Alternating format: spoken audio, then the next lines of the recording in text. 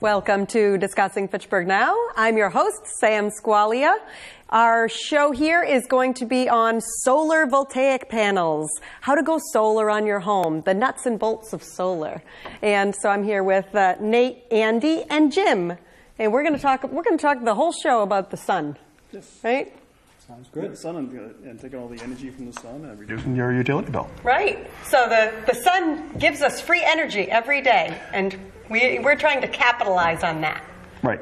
So basically, we're going to explain the nuts and bolts of solar PV, and a couple of topics. But the first one is, what is solar?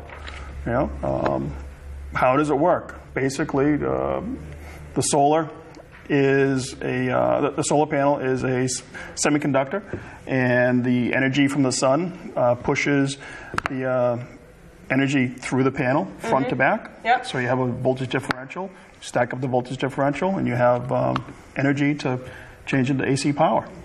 Sun shines on the panel. The negative versus positive energy creates electricity. Yes. Yep. Okay. So let's see, next slide. Okay. All right. So here we have a picture of the panel. Can we put that up on the? Yeah. Let's get that. Yeah. Okay. So you have the solar cell, and on the top you have the reflective proof film. So when you look at a solar panel, everybody says, "Well, you're going to get a lot of glare." Well, the object of a panel is to absorb the light.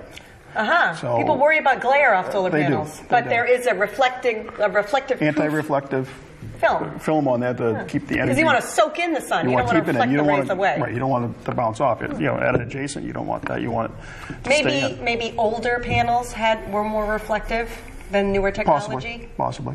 Yep. But not today. Correct. So you have two layers of semiconductor. You have the N-type and the P-type, and that is sandwiched in between two electrodes. So as the sun hits the panel, the photons push the electrons through the cell, front to back, and then you have your power. So, and then that creates your electricity. That creates electricity. So, your electricity runs right into your own home electrical grid. Yes. Or if you have batteries. You have batteries, or you have a pump, or what have you. Whatever, you have a little outdoor security light. It's going to run that in the evening from batteries. Like I have a little solar panel just on my shed for a light. Right. We're also seeing solar panels going down the highways on the new mile markers or destination. We see it on 190, 290. MLK Boulevard is 19 miles and it's going to be 25 minutes or what have you. It's a good application for it. But right now we're talking about our home. Yes. So, let's see, we got the next slide. Okay. So basically, what is solar and how does it work? Well, all the energy from the cells is stacked up in series. So each cell is approximately half a volt. Half a volt? Well, half a volt. Every cell? Every cell, every disc. Which is a little piece of the whole panel. Right. So you're going to have a 60 cell, 72, 96 cell panel. So your voltage is going to be 30 volts. It could be, 36 volts. It could be 48 volts. These are different panels that you can buy from different manufacturers, different sizes for different applications. Correct. Okay. Yep. So you have the voltage then from the panel. That's going to then be put into an inverter. The inverter is going to take that energy and change it to 120 volts, 240 volts, normal house voltage. Because the direct current that you get is DC power. Correct. So that inverts it to AC power that we can plug something into. Correct. Yep. Then after that, there's different types of inverters. We have a string inverter, which says, okay, we're going to take all these panels, plug them together, make one high voltage DC, and then it's going to change that to AC. Or we're going to have individual panels plugged right into the inverter, and that's also going to make AC. Some of the differences are how are you going to use the power? If it's on top of a warehouse where it's wide open, you're going to have it make enough power because they're not going to have any shading. But if it's on a residential house and you have shading from different trees and whatnot, different angles on your roof. It's not going to be one direction. Then you probably go with a microinverter. A microinverter so that different panels are operating at different times? Correct. Correct. Yeah, that sounds like the right thing for my house. I have big trees. Exactly. Yeah, okay. Any type of shading, you're better off with a micro. Micro. Right, because if you have one large string, one panel is plugged into every other panel, and you cover one cell, you're down by 50% of the whole system. So that means if your string inverter panels are all sun all the time, they're probably more efficient than micro inverters. Not really. I mean, they're on they're just less expensive to string inverter? It's a less expensive type of system to have just one string inverter. It's also easier to maintenance. If the inverter goes down, you can just come in and replace that one inverter that's on the side of the building, as opposed to having to get up on someone's roof and take the panel off and replace the inverter. Okay, got it. Okay. One string inverter manufacturer, pretty common, is SolarEdge. A lot of people have, if you have a lease. What's it called? SolarEdge. SolarEdge. Yeah, inverter. There's usually a white box on the side of the house next to the electrical meter. A microinverter sits under the panel, so you won't see it from the ground. One of the common for that is Enphase. They're one of the leaders in micros. We were just briefly touched upon it, but so which is better? Well, it really depends. If you have a lot of shading or multiple angles, then you're going to go the micro. If it's a large warehouse or wide open field, something like that, or you have a ranch, and it's going to be perfectly south and you have no trees, then you're going to go with the string inverter. Jim, what do you have on your home? You are a solar homeowner in Fitchburg. That's right. Solar homeowner, client of Nate's. Very quick plug. These guys do a great job, so I trust what they say. I have the micro, and I was attracted to that idea from the sense that if one of the panels goes down or one of the inverters goes down, I still get the benefit of all the other panels, all the other energy, the energy being produced from all the other panels. So I think it was a pretty good system that got put in. But I think the nuanced point that Nate's making is that there's an assessment that's done at the site survey that someone like Nate could advise you on, what's best for your application. Really depends on your home and your needs. Right. And everybody's location is different. All right. Absolutely. Great. Okay. Let's see, net metering. So basically, what is net metering? Massachusetts and other parts of the country, they have basically a program in place that as you create electricity during the day, it spins your meter backwards so that you will receive full value of the electricity. So in the evening, you can pull that electricity back and not incur a fee. Net metering is essentially running your meter backwards. Equal parts as what you'd use. Correct. There's also what's called qualified facility. That's usually what like solar farms and whatnot, and they will only be paid the basic rate of electricity, not any distribution, anything like that. If you pay 20 cents a kilowatt, if the solar farm only gets paid 12 cents or whatever. And of course, you need a financial degree to understand your electric bill, but there's several different. The transmission charge, the distribution charge. all these different things. So in a net metering situation, when you deliver power back to the grid, correct, you get that transition charge, the transmission charge, the energy renewable charge, all that stuff just goes right back onto a credit onto your bill. And a qualified facility, like you said, you don't get those extra charges. All you get is the single line item, the price per kilowatt hour. The generation charge. Correct, absolutely. All right. So in Massachusetts, we have what's called the cap. And basically, the cap is the amount of energy that can be pushed back to the grid in each utility territory. Right.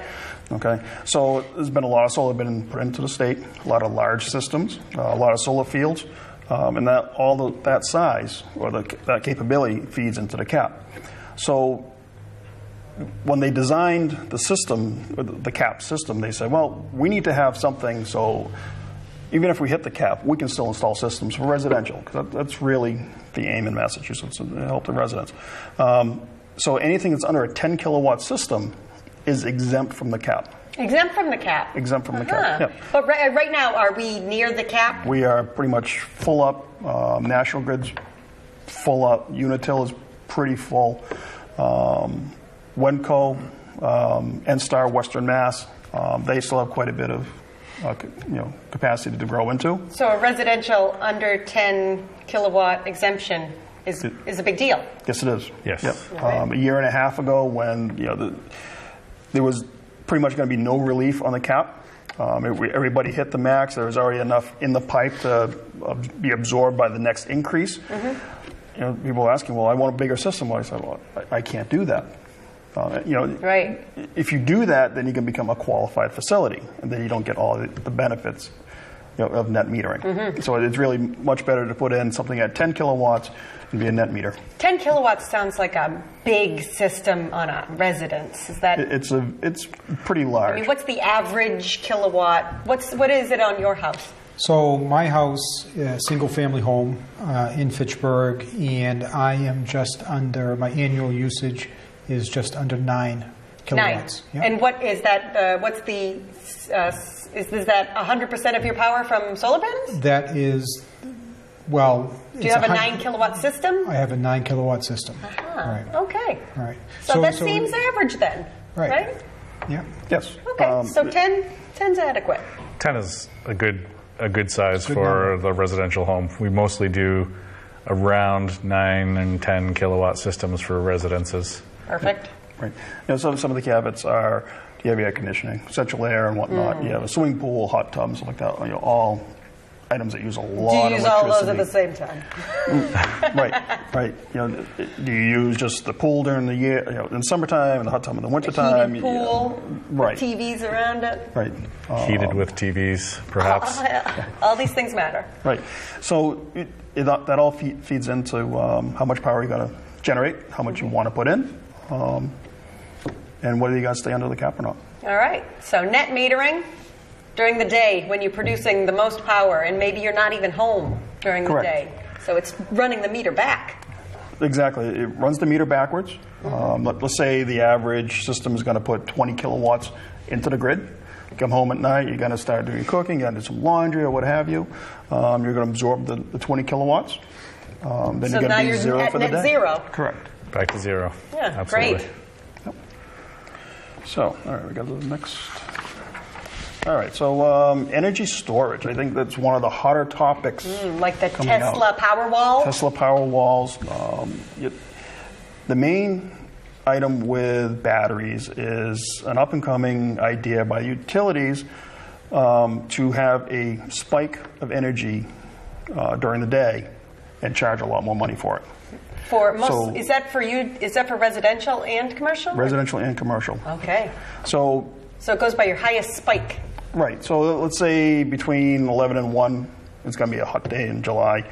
National Grid Unitil says, hey, we're going to charge X amount more per kilowatt hour between these 2 hours. So if you have a battery, say, program it up and say, run from battery between this time and this time. Take all the solar, push it back to the grid, because you're going to get paid at that higher price. Brilliant. Yes. So are residential battery systems a reasonable price point right now? Under this existing incentive program, there is no incentive for batteries. No incentive for batteries. The next program, it's supposed to be coming out for 2018, will have incentive for batteries. Interesting. Yes, because that is one of the biggest things for the Now, is that something that you can add on later? Yes. It depends on what type of system you install. If you have any idea that you want to do it, then say, yeah, I want to have the provision put in place. Yes. Okay. Battery storage. I like it. That's the future. Absolutely. Some of the things that have been going on with batteries, battery types. We all heard about the lithium-ion batteries, and the planes are not going all that well. Way back when they first came out, okay. They got the bugs worked out of it. Samsung had a blip with their phones, but the battery technology is advancing very quickly. They've been working on it for 10, 20 years. Right. So we're almost there. Right, and the biggest problem they have right now is the number of cycles.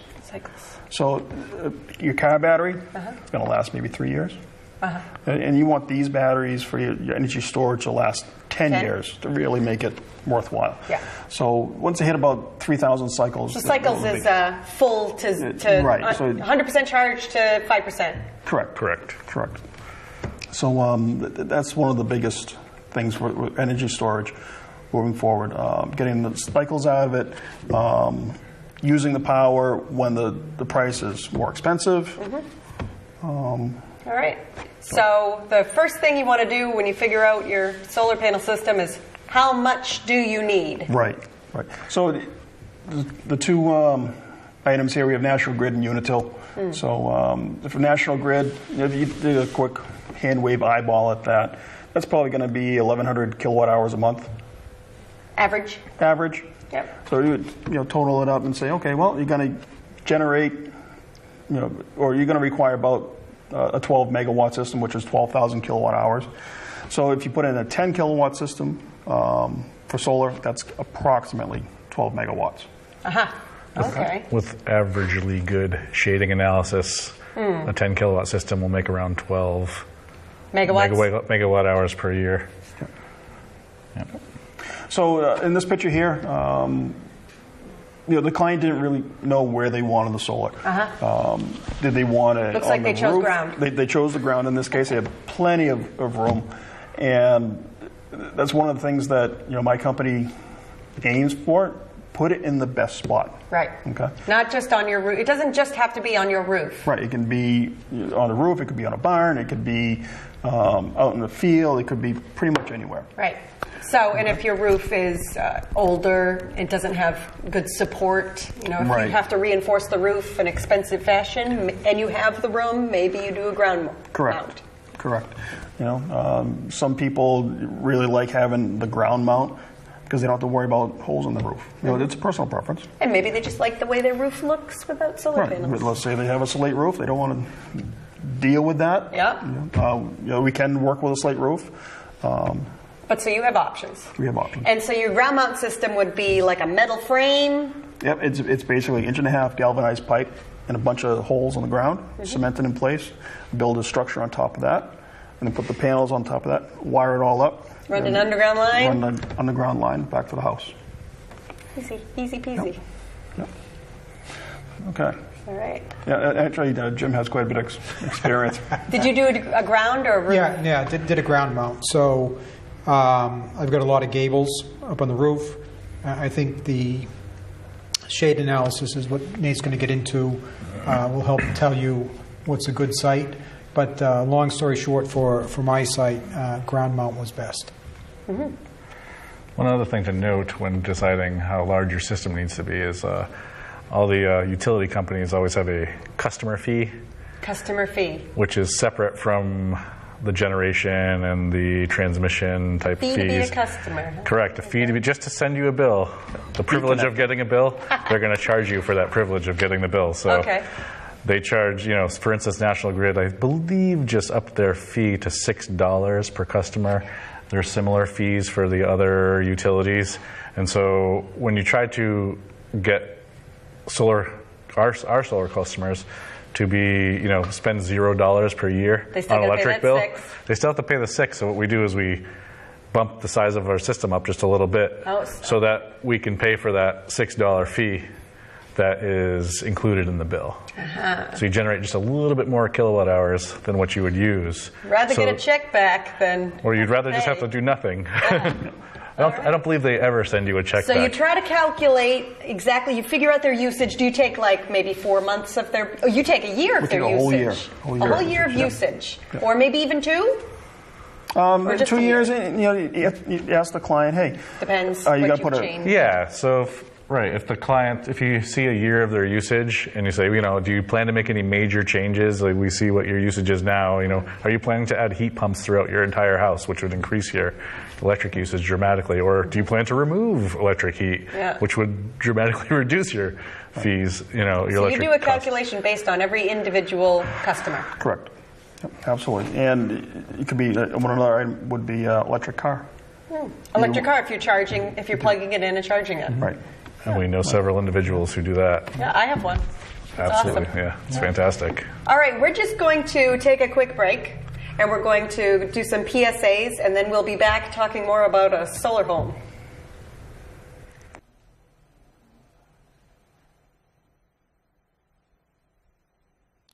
Hello, Sam Squalia here with Nathan Bellotta of Fitchburg Youth Football and Cheer.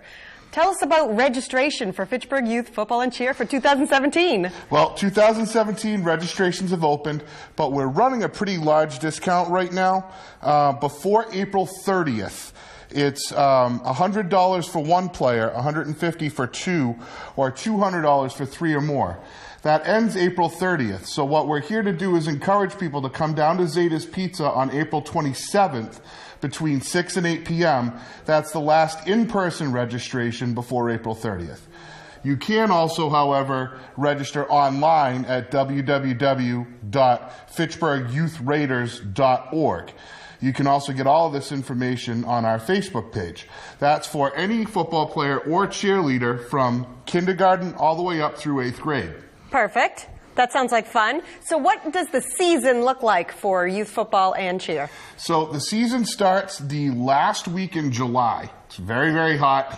That's when we get our conditioning in. The football players aren't in their pads yet. They're running around and getting in condition before we start them. They practice 4 to 5 nights a week up until school starts. Once school starts, we drop down to 3 nights a week. Jamboree is the last weekend in August, and then games start on Labor Day weekend. Fun. So that sounds like a great activity for kids to get them It keeps get a lot busy. of kids very busy. Playoffs and competitions go into November, so we've got about, at this point, about almost 150 community kids very involved and staying busy through November. And that's a real bargain. Yeah, for that. we're actually one of the cheapest in the whole area when it comes to this. We try to keep it affordable to keep kids coming in. And if people need help, they can contact a board member through the Facebook page, and we can discuss options there. Sounds good. All right, so how do we register again? Let's see. It's in person Thursday, April 27th. Correct. From 6 to 8 p.m. at Zeta's Pizza. That's correct. That's your in-person registration. It's the last chance to get the discount. Correct. And then, well, actually, April 30th online is the last time to get the discount. Correct. But you can still register after that. You'll just have to pay a little more. That's correct. Still a bargain. Right? Absolutely. Okay, so this is the Fitchburg Youth Football and Cheer. Thanks, Nathan. Thank you very much. Hi, Sam Squalia here with Patricia Vaca-Martin on the St. Bernard's PTO.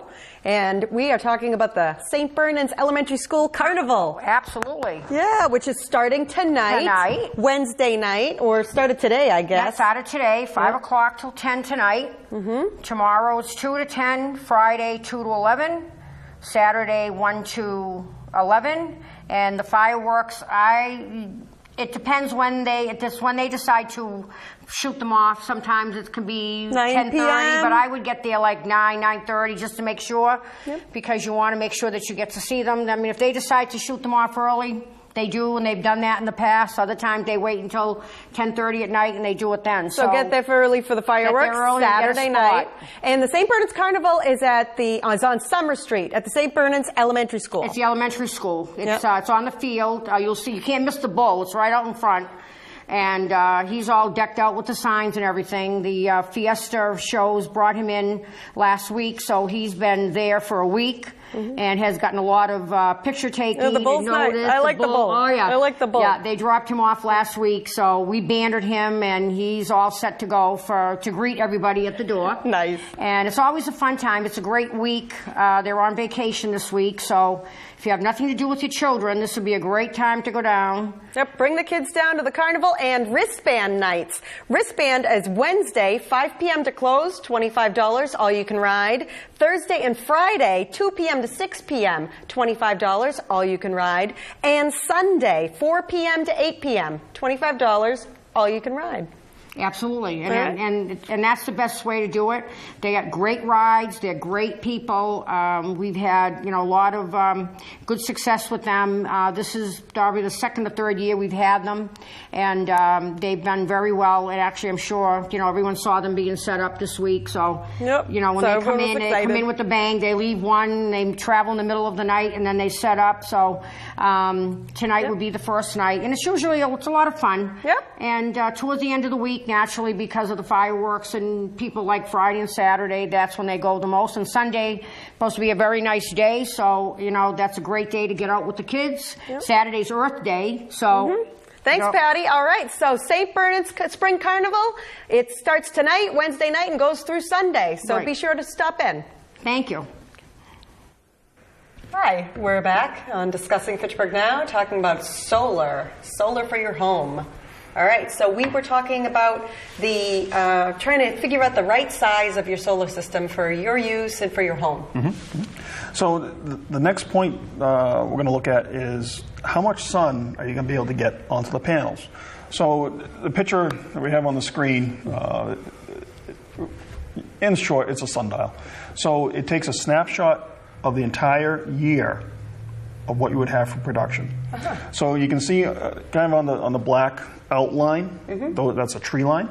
And then you can kind of see the grids. I don't know how you guys can see at home. It looks okay here, but you have lines that goes front to back, and that is the time of year. So That's based on the angle of the sun in the different months. correct, and the time of day. So And the time of day. Each one of the horizontal lines, if you can see them, represent a month of the year. And then each one of the vertical lines actually represents a time of the day. So the widest spacings are the most sun. Correct. Yep. Per day, absolutely. Right. So in this picture here, you can see that between about 7 o'clock in the morning and 4 o'clock in the afternoon, it looks pretty good. Prime time is 9 a.m. to 3 p.m. That's really the sun is the best for solar. So you take this doohickey Yes. and you put it on the property, and then you Yeah, we take a quick picture, Yep. run it through the software, and it says, okay, you're going to be able to generate XYZ for kilowatt hours for each month and over the year. brilliant. Yeah. So then we can figure out, okay, well, if we need 8 kilowatts, we can say, okay, well, it needs to be this much bigger because we have this much shading. And it can be smaller. It would just adjust as needed. Good. So you don't just throw up panels and go, No. I hope that this is enough. Absolutely And not. these are very finely calculated. Precisely. Yeah, Precisely. exactly calculated. Yeah. Precisely. Okay. Okay, so how do we pay for it? Well, one of the nice things in Massachusetts is we have what's called the Mass Solar Loan Program. And basically, it's a vehicle to get everybody into solar with an easy incentive program. Mass Solar Loan, is this a Massachusetts state-based program? Yes, it's a quasi-public, quasi-private entity. Okay. And basically what they do is they say, well, if you get a loan from these specific lenders, we will give you X percent off of that note in terms of interest rate reduction. So if you get a 5% interest rate, then Mass Solar Loan might knock that down to 2.5%. No, right now it's about 0.75%. So it'll take 0.75% off. Okay. So off of so 5 like would be down what's a 4.25. normal rate? Normal 5%? rate 5.25%, and so local banks are doing 4.5%? 4.5%. 4.5. Yeah. And one other option is the income-based loan support. So looking at this chart, there's 2 different categories. So depending where your income is, category 1, they will give you up to 30% on the principal of the system. Back in a rebate? Or In a Loan reduction. A loan reduction. Loan principal reduction. reduction. So if you buy a $40,000 system and you only make $45,000 a year for one person in a home, then they'll give you 30% Yeah, off? up to 30%. Like a check for that you give to your installer? Goes to the bank. Goes to the bank. That's a good deal. It's a very good deal. So when you look at the whole ball of wax, you say, okay, well, I'm going to get an investment tax credit of 30%.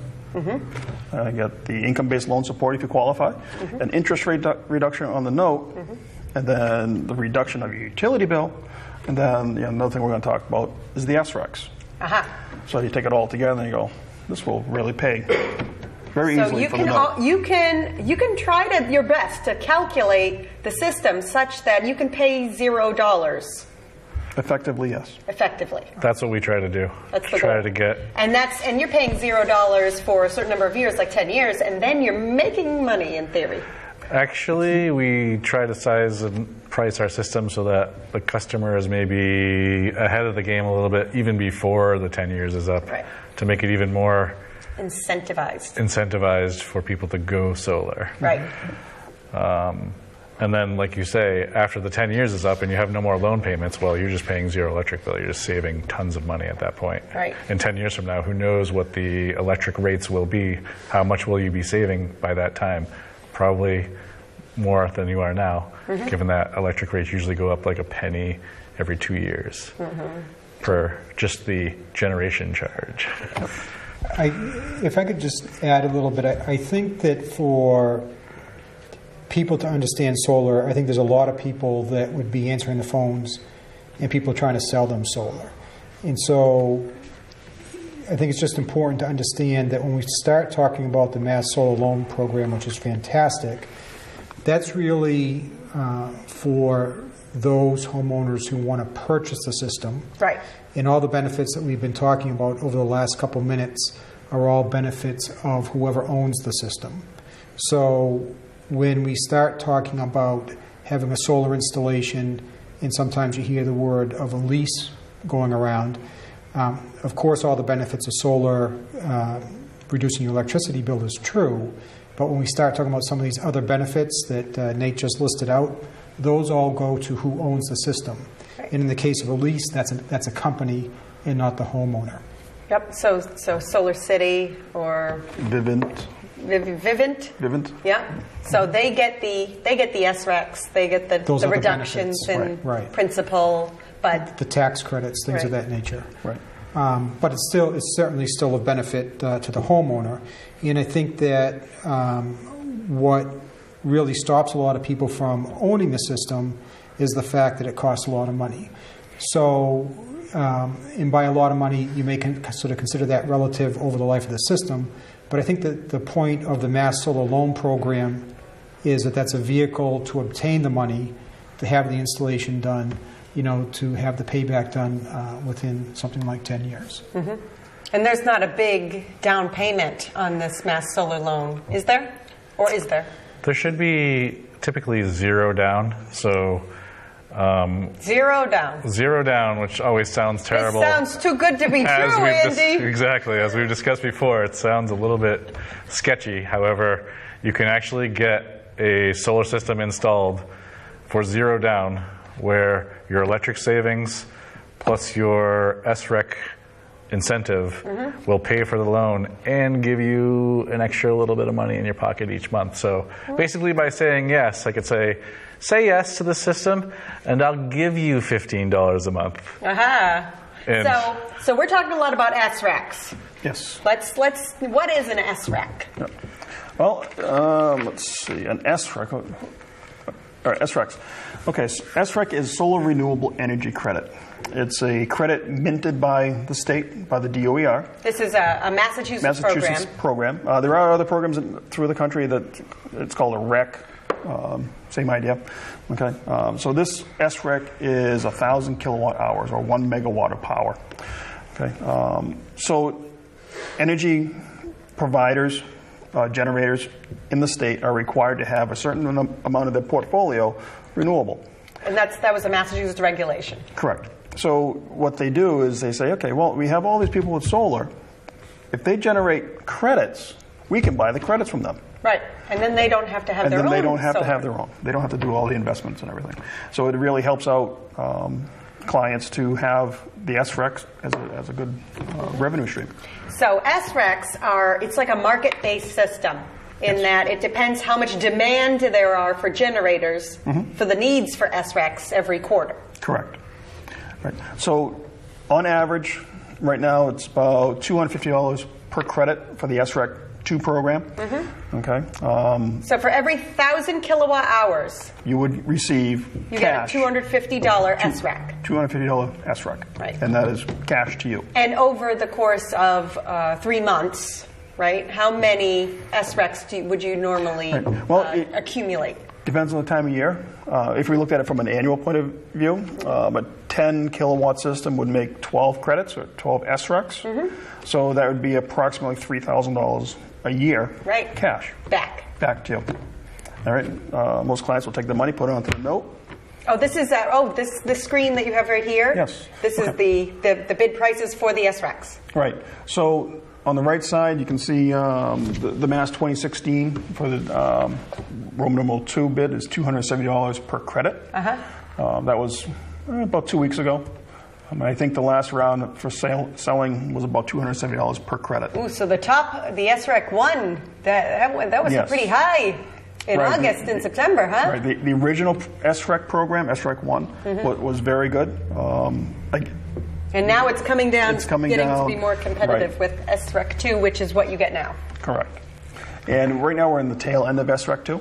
I can see you don't have SREC 3. That's not here yet. Right. But it's coming.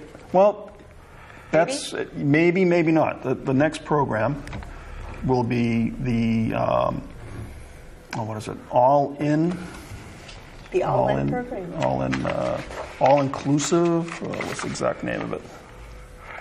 All right, we'll get to that. Regardless of the name, it's no longer a credited incentive type program. What the utility and the state plan to do is to incentivize you as a total of 30 cents per kilowatt hour incentive. So if you're paying, say, if you add up your entire bill, all those things that we talked about before, and it comes out to be 21 cents per kilowatt hour, well, the state will chip in 9 cents per kilowatt hour as a 30% reduction. So yeah. Or cash back.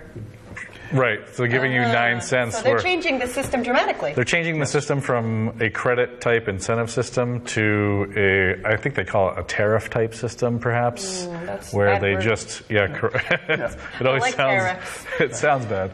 Okay. Good. All right. So how long does a system last? How long does it last? Yeah. Well, it should last for at least 20 years. 20 years. At least 20 years. The average expectancy is 25 years plus. It depends what type of panel is purchased. I use SolarWorld panels. SolarWorld. And they're made in USA. They're made out in Oregon. Made in USA. Made in USA. I like it. And it's a tough panel. If anybody has a chance to look out SolarWorld, they do have a couple of different marketing things where they will launch hailstones at it. They have an elephant walking on it? They have a tundra driving over it. So they're pretty tough. I enjoy installing them because I know it's important to me. If you drop it, it's okay. Right, it's not the end of the world. So it keeps jobs in the United States. We don't have vendors out in Pacific Rim, China, whatnot, uncontrolled. If you buy something in the United States, you know that the waste is being remediated correctly. You don't have to worry about it. The quality is high. The workers are getting paid well. Absolutely, that's a big point that Nate makes. Is that depending on the type of panel that you buy and where you buy it from, SolarWorld and other good manufacturers of panels, they not only have a plan for the lifetime of the panel, but also for the decommissioning of the panel. So you send those panels back at the end of their lifetime, and they know how to take them apart and recycle all the components that are in that panel and correctly dispose of them. When you buy some cheap knockoff panel that looks good on paper because it's tremendously well priced, that price mate obviously shows that perhaps they're not doing their due diligence at the end of lifetime. So they're just going to have a pile of panels sitting around somewhere. Additionally, certain panels look good with their wattage rating, but they don't quite do as well as what they say they're going to do when conditions aren't exactly optimal. Right. Like the miles per gallon on your car is always way lower than... Yeah, it's only perfect like that when it's flat and there's no wind. But as soon as the wind starts blowing... strip everything up, right. I get you. So one of the things, can we see the performance of the system? And absolutely, you should be able to see everything soup to nuts, what's going on with that system. You should be able to see your weather, should see a nice graph and your production. Are you talking about the computer system that you look to watch all the information. Generation? Right, so all the information. Is this a Solar World? No, it should be by the manufacturer of the inverters. The inverter. SolarEdge has a site, I know. cloud-based, Enphase. In my office, we have Selectra, so I get Selectra. Right, yep. And so everything's cloud-based. You can see what's going on. You should be able to get alerts if there's a problem. Yep. If half the system goes down, you want to know you about it. get an email. Hey. Because how else are you going to know? You have no protection. Right. What is it? Oh, the snow. Things that can go wrong. Squirrels. I had a client call me and say... They're chewing the wires? They're chewing the wires, chewing the high voltage wires, chewing the DC wires, and they make a mess. Mm-hmm. Other things that can go wrong, storm damage. Mm-hmm. If you have... You're trying to shovel snow off the... Yeah. Right. I get the question all the time. Should I clear the snow off? No. Leave it alone. You can scratch the panel, then it's going to create a crack down the road because it is glass. Mm-hmm. Okay. You can have equipment failures. It does happen. Inverter fries. Right. These items are mass produced. They are tested, but defects do happen. Mm-hmm. So equipment, things that could go wrong. Right. All right. On that note, we're going to take another short break, and we're going to show some more PSAs, and then we'll be back. The FATV Boulder Awards is Thursday, May 11th at the Oak Hill Country Club, and we will be honoring Charlie St. Amand for our Boulder Award recipient. This is a fun evening at the Oak Hill Country Club, the newly renovated dining room space where you'll be able to dine on filet mignon or vegetarian options for $30 per ticket. You want to buy your tickets at FATV Studios, or you can call ahead and pay on the phone with your credit card at 978-343-0834. And it's a good time. We have speeches from our producers. There's a cocktail hour at 6 p.m., dinner at 7 p.m., and you'll be able to see the producer of the year as well discussing Fitchburg Now. So be sure to come to the FATV Boulder Awards. It's the 2017 Boulder Awards featuring Charlie St. Amand, our Boulder Award recipient. Thank you. Hi. I'm Sam Squalia here with Nick Carboni from the Disability Commission, and we are talking about the Disability Awareness Event, which is happening Tuesday, April 25th from 4 to 7 p.m. And this is hosted by Mayor Stephen DiNatale and the Disability Commission in Fitchburg. So, Nick, can you tell us about the Disability Awareness Event? Sure. There's going to be several vendors, approximately 20, 25 There's definitely more room if you want to be a vendor or host a table at the event. Email us at disability@fitchburgma.gov. There also might be some furry friends there. Oh, the Therapods? That'd be great. Yeah. So what sort of, what is the event about? Right? The event is about different outlets within the community for people with disabilities. So organizations that might help you in different ways. Correct. Churches, activities, events, all in the area. Different ways to reach out, different ways you can get involved with municipal government and how the government can help you. Oh, great. Yeah, so this is at the Senior Center. Tuesday, April 25th from 4 to 7 p.m. And there's going to be 20 vendors set up so you can walk through and see what the different government agencies are doing, see how they can help you, and also nonprofit organizations and Correct. churches as well. Correct. All right.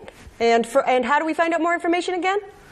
You can email us at disability@fitchburgma.gov. Perfect. Thank you so much, Nick. Thank you. All right, and we're back on Discussing Fitchburg Now on our solar show. And so I would like to ask, I have audience questions. Absolutely. Let's go right to audience questions. Let's see, okay. If your electric company loses power, is there a backup system to keep your electric system running if the power goes out? Yes, that can happen. Most systems are called grid tie systems, and they have what's called anti-islanding. So basically, when the grid goes down, your system will go down. There are systems that will allow you to be an islanding system where you would have a critical load panel. Let's say you want your refrigerator to run, you want your coffee maker to run, you want your furnace and your pumps and your hairdryer to run. They'll all be on that panel, and you will still have power. So you can have if the power goes out and we have an ice storm, your solar panels in theory could be running certain elements of your house. Yes, would that be like a switch that you change out, or it'd be all automatic? A critical load panel. Critical loads. You would have some batteries in there. Similar to the way a automatic backup generator works, where when the switch senses that the grid has gone away, the switch flips. It's an automatic turn on. Automatically flips and just isolates your solar system and that critical load panel away from the grid so that you don't injure linemen. Not feeding back into Correct. the grid. You don't want to feed back into the grid when linemen are expecting for there to be no voltage there, because you could injure or even kill the lineman. Right. So you would hook up your critical load panel with like the circuit from your refrigerator, the circuit from your Correct. TV. Right, you take them out of your main panel, move them over to your critical load panel, and that is your, mission critical. That's what you're going to use. That sounds really nice. All right, let's see what else we got. What happens when you want to sell your house and the new buyer doesn't want the system? Well, how often does that happen? Right, it depends. We see a lot of systems go in, and it looks like spaghetti. You have conduits running everywhere. You have panels. It was poorly installed. Poorly installed. Poor selection of materials. It just doesn't look right. So I can see. Someone would want to take the panels off. And say, I really don't want that. But yes, if you own the system, you can have the panels removed. You can have the system taken out. You can install it at another place, your next residence, whatever you'd like to do. It can be done. Benefit of owning your own system is Alternatively, an alternative way to think about it is, find a different buyer, because there are buyers out there who will pay a premium for your house, knowing that they're not going to have an electric bill. You're going to be able to transfer over the ownership of those SREC credits for the next however many years are left on your SREC contract to them. So that could be significant cash. So they understand that there's significant values. And then they're just going to own those panels afterwards. So they're still going to have no utility bill afterwards. So they're buying an opposite of the money pit. Correct. Yes. Typically, I've read articles in the Wall Street Journal that claim that on average, a home will sell for $3 a watt more than what you would get for the home without solar panels when you own the system. And if you lease the system, it creates bigger problems, because now you have liens on the home that the lease company has taken to pay for their system. Correct. So when you own the system, it's a plus to be able to. I currently have a house that I'm going to sell, and the real estate agent is very happy that I have a system, because they're saying, you're going to sell it in like a week because you're going to have all this money from SRECs and you're going to have no utility bill, and your house is set up to be a very efficient home, and the new owners will know that, and we sell these houses pretty fast. So this is really a question of leasing, right? It really only matters if you're leasing the system, worrying about selling the home. So just to add a homeowner perspective, I think the other aspect of it is aesthetics. And I think that in terms of who's interested in the home would have to, assuming that you put it on the roof, for example, would have to be okay with that look. Solar, for as long as it's been around, is still relatively new in terms of adoption. And so there's probably a lot of factors that go into it, but if you wanted to break it down, so whether it's leased versus bought kind of presents some different issues. And then whether aesthetically, whether it's on the roof or on the ground.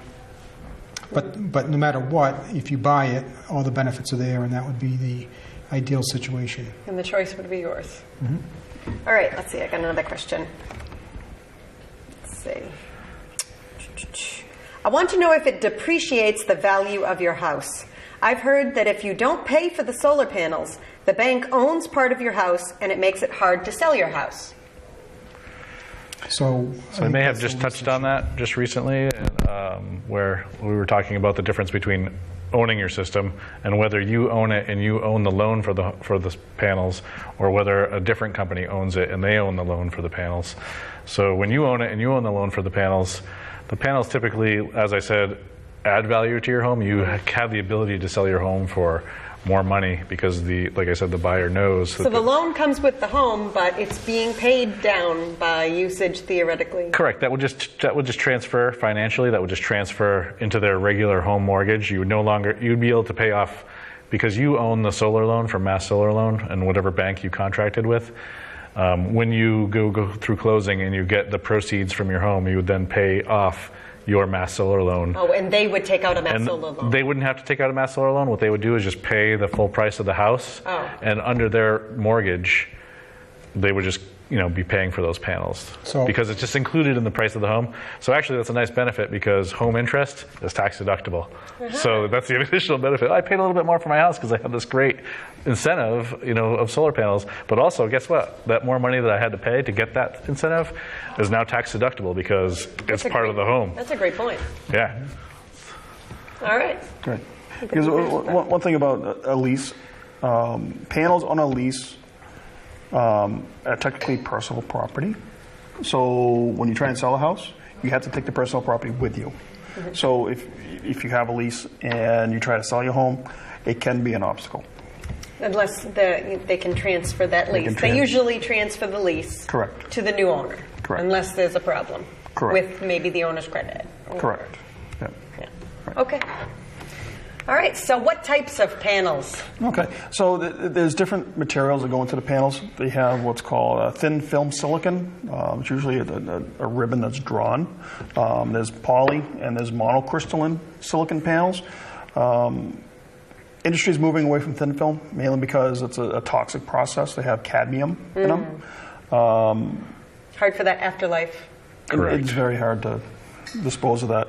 Now, the poly panels, those are panels when you look at them, they look like they have shards of glass going everywhere. Oh, yeah, okay. Those are older, right? They're older. They're still in production. Mm-hmm. Some companies will still making them. The monocrystalline is when you look at it and it's almost perfect. You're not going to see any shards in there. It's going to be a nice flat color, usually black. Mm-hmm. With little rectangles? Oh yeah, there's going to be little lines going across for the electrodes, but it's not going to look like a bunch of broken glass. Right. There's different size of panels. You can have a big panel. I think the biggest panel that we've installed is approximately 40 inches wide by 80 inches tall. That's a big panel. It's a very big panel, about 350 watts per panel. A smaller panel is approximately 40 inches wide by about 66 inches tall. So there's probably it's more efficient cost-wise to get bigger panels?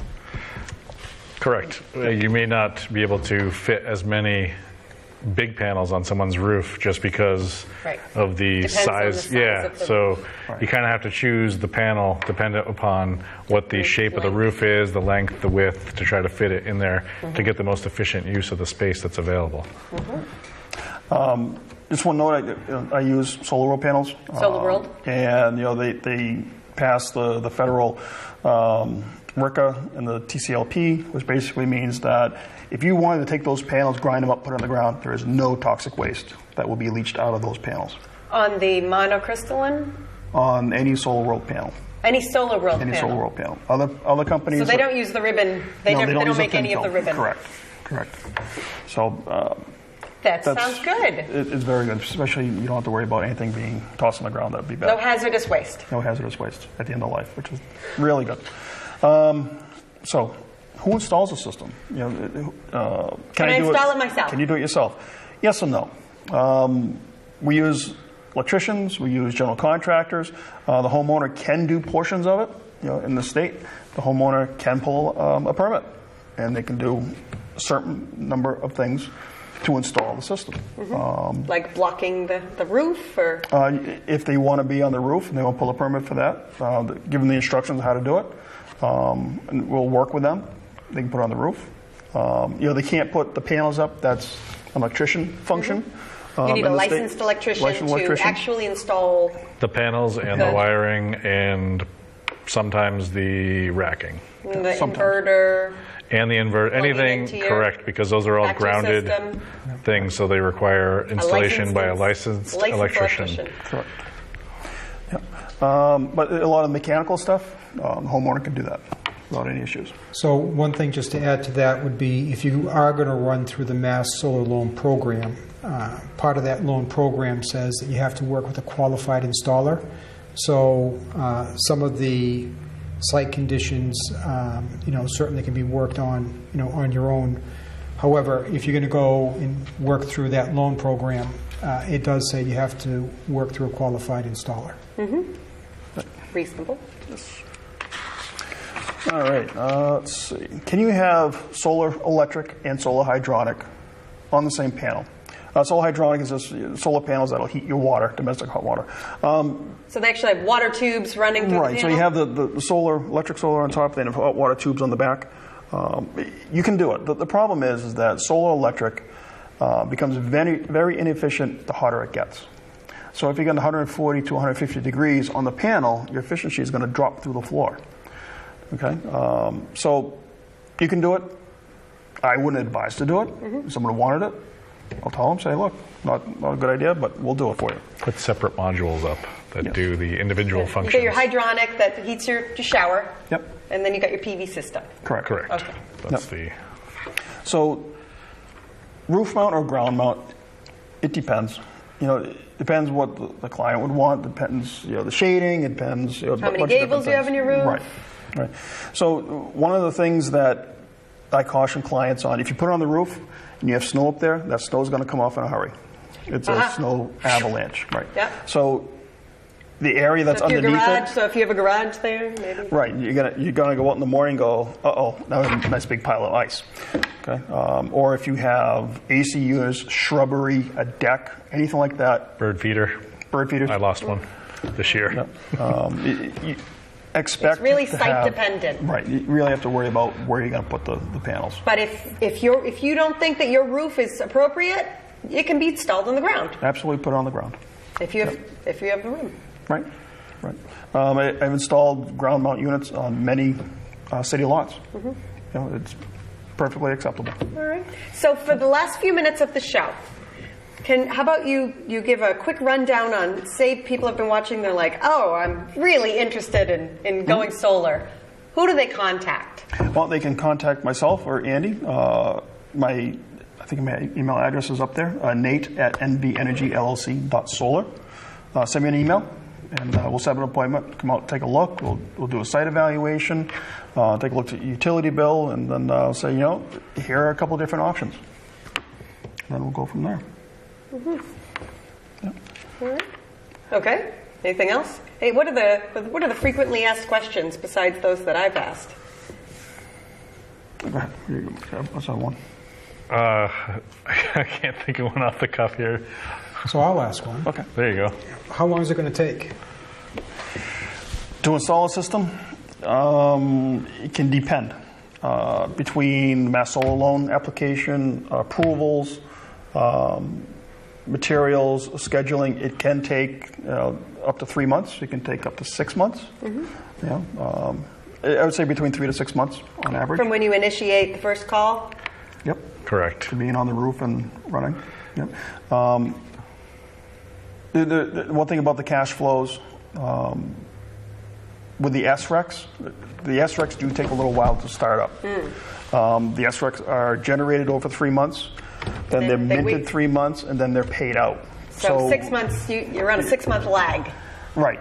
So the problem is that sometimes when you have a solar loan, you can say, well, I'm paying on the loan because I don't have my SRECs yet. So there is a little bit of a bump there in the startup, but after that it's you're Once the making flow money. goes, yep, the flow goes. All right. I think this has been a great show, guys. Thank you so much for coming. Andy and Nate from NV Energy LLC, and Jim, our Fitchburg solar homeowner. Go. Thanks for coming on and telling us all about how we can get solar in our own home. Great. So you can find out more information from nvenergyllc.solar. You can go right to the website and check out everything that Nate and Andy have, and they will come to your home and evaluate your site. So thank you so much for watching our solar home program. This is Discussing Fitchburg Now.